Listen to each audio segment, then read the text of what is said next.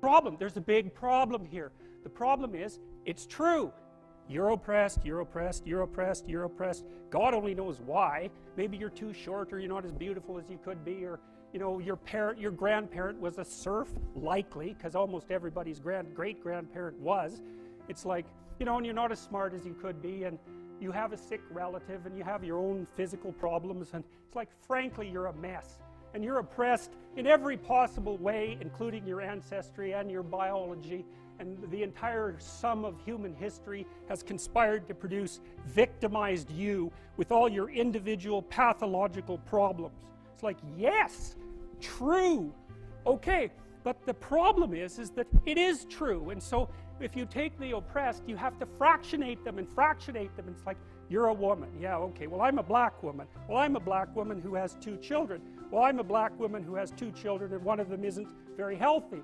And then, well, I'm a Hispanic woman, and I have a genius son who doesn't have any money so that he can't go to university.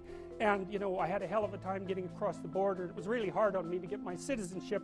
My husband is an alcoholic brute. It's like, well, yeah, that sucks too. And so, well, so let's fix all your oppression. And we'll take every single thing into account, and then we'll fix yours too. We'll take every single thing into account. It's like, no, you won't, because you can't. You can't. It is technically impossible. First of all, you can't even list all the ways that you're oppressed. Second, how are you going to weight them? Third, who's going to decide? And that's the bloody thing. Who's going to decide? That's the thing. Well, what's the answer in the West? It's like, in free markets, oh yeah, Christ will never be able to solve this problem. No one can solve it. What are we going to do about that? We're going to outsource it to the marketplace. You're going to take your sorry, pathetic being, and you're going to try to offer me something that maybe I want. And I'm going to take my sorry, pathetic being, and I'm going to say, well, all things considered, as well as I can understand them, maybe I could give you this much money, which is actually a promise, for that thing. And you've packed all of your damn oppression into the price. And I've packed all my oppression into the willingness to pay it. And that solution sucks. It's a bad solution. But compared to every other solution, man, it's why 10% of us have freedom. And so there's a tremendous illogic at the bottom of this. It's like, you have to fractionate the oppressed all the way down to the level of the individual. Well, that's what the West figured out. You know, there's a couple of figures who have the mythological roots of our culture, and you know, people get upset with me because I bring in religious themes, but I understand some things about mythology and religion. It's not an accident that the axiomatic Western individual is someone who was unfairly nailed to a cross and tortured. It's like, yes, right, exactly. So what do you do about that? Well, I thought about that for a long time too. It's like, well, you don't get together in a damn mob, because all that does is allow you to be as horrible as you could possibly imagine and suffer from none of the consequences. That's a bad idea. So how about we don't do that? Well, there's a deep idea in the West too. It's like, pick up your damn suffering and bear it and try to be a good person so you don't make it worse. Well, that's a truth. You know, I read a lot about the terrible things that people have done to each other. You just cannot even imagine it. It's so awful. So you don't want to be someone like that. Now, do you have a reason to be? Yes! You have lots of reasons to be. God, there's reasons to be resentful about your existence. Everyone you know is going to die. You know, you too. And there's going to be a fair bit of pain along the way, and lots of it's going to be unfair. It's like, yeah, no wonder you're resentful. It's like, act it out and see what happens. You make everything you're complaining about infinitely worse. There's this idea that hell is a bottomless pit, and that's because no matter how bad it is, some stupid son of a bitch like you could figure out a way to make it a lot worse. So you think, well, what do you do about that? Well, you accept it. That's what life is like. It's suffering. That's what the religious people have always said. Life is suffering. Yes. Well, who wants to admit that? Well, just think about it. Well, so what do you do in the face of that suffering? Try to reduce it. Start with yourself. What good are you? Get yourself together for Christ's sake, so that when your father dies, you're not whining away in a corner, and you can help plan the funeral, and you can stand up solidly so that people can rely on you. That's better. Don't be a damn victim. Of course you're a victim. Jesus, obviously. Put yourself together. And then maybe if you put yourself together, you know how to do that. You know what's wrong with you, if you'll admit it. You know there's a few things you could like polish up a little bit, that you might even be able to manage in your insufficient present condition.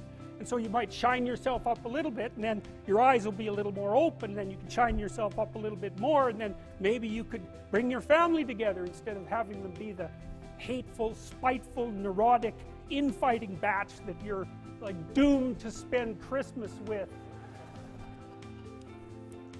So then you fix yourself up a little bit, kind of humbly, because, you know, God, you're a fixer-upper if there ever was one. And then you got to figure out, well, can you figure out how to make peace with your idiot brother? And probably not, because he's just as dumb as you, so how the hell are you going to manage that? And so then maybe you get somewhere that way, and your family's sort of functioning, and you find out, well, that kind of relieved a little bit of suffering, although it reduced the opportunities for spiteful revenge, and that's kind of a pain in the neck. And so then you get your family together a little bit, and you're a little clued in then, at least a bit, because you've done something difficult that's actually difficult. You're a little wiser, and so then maybe you could put a tentative finger out beyond the family and try to change some little thing without wrecking it. It's like, our society is complex, and we teach our students that they could just fix it. It's like, go fix a military helicopter and see how far you get with that. It's like, what are you going to do? You're like a chimp with a wrench. Whack! Oh, look, it's better. It's like, no, it's not better. Things are complicated, and to fix things is really hard. And you have to be like a golden tool to fix things, and you're not. So, and that's the other message of the West. It's like, how do you overcome the suffering of life? And I'm not saying it's only the message of the West. How do you overcome the suffering of life? Is be a better person. That's how you do it. Well, that's hard. It takes responsibility. And I think, you know, if you said to someone, you want to have a meaningful life? Everything you do matters. That's the definition of a meaningful life. But everything you do matters. You're going to have to carry that with you. Or do you want to just forget about the whole meaning thing, and then you don't have any responsibility, because who the hell cares? And you can wander through life doing whatever you want, gratifying impulsive desires for how useful that's going to be. And you're stuck in meaninglessness, but you don't have any responsibility. Which one do you want?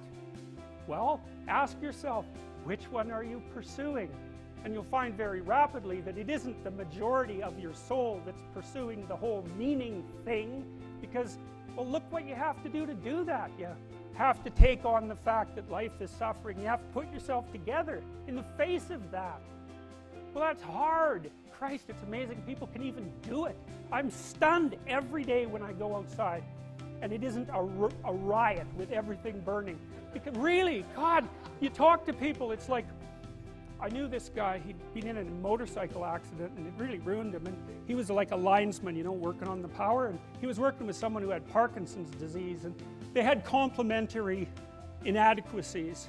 And so two of them could do the job of one person, and so they're out there fixing power lines in the freezing cold, despite the fact that one was 3/4 wrecked with a motorcycle accident, and the other one had Parkinson's. It's like, that's how our civilization works. It's like, there's all these ruined people out there. They've got problems like you can't believe. Off they go to work and do things they don't even like. And look, the lights are on. My God, it's unbelievable. It's a miracle. It's a miracle. And we're so ungrateful. College students, the postmodern types, they're so ungrateful. You know, they don't know that they're surrounded by just a bloody miracle. It's a miracle that all this stuff works. That all you crazy chimpanzees that don't know each other can sit in the same room for 2 hours sweltering away without tearing each other apart, because that's what chimps do. So, anyways, so what happened? Well, I made some videos, and I got to the bottom of some things, at least as far as I can tell, so I told you what the bottom is, and then I got this idea about what you might do about it, which isn't my idea. It's like, it's not my idea. It's an old idea. It's far older than Christianity. It's old. It's the oldest story of mankind. Get yourself together. Transcend your suffering. See if you can be some kind of hero. Make the suffering in the world less. Well, that's the way forward, as far as I can tell, if there is any way forward.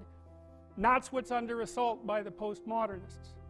So look out, because they know exactly what they're doing, and they know exactly why they're doing it. And that's what it looks like to me.